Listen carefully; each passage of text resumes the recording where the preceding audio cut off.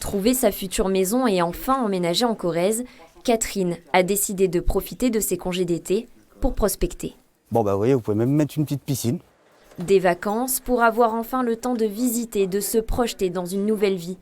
Et ce n'est pas la météo qui arrêtera la future briviste. Quand vous avez une motivation, même si le temps n'y est pas, vous avez ça dans la tête. Et puis attention, hein, quand on cherche une maison, il y a le souci, c'est que les gens ont tendance à penser il fait beau, on va aller visiter. Attention qu'une maison, vous la partagez, vous la vivez, printemps, été, automne, hiver. Donc avec le temps qu'on a eu en plus, moi je me suis dit, c'est l'occasion de l'avoir aussi sous un ciel lourd. Vous me suivez ? Retour à l'agence pour parler affaires.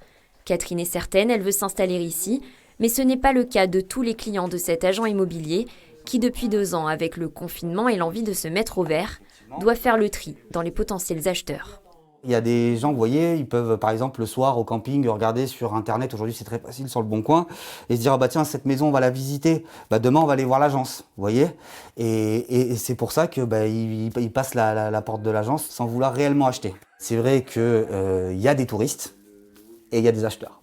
Si les achats impulsifs restent exceptionnels, l'émergence d'une nouvelle tendance à prospecter en été est tout de même à noter.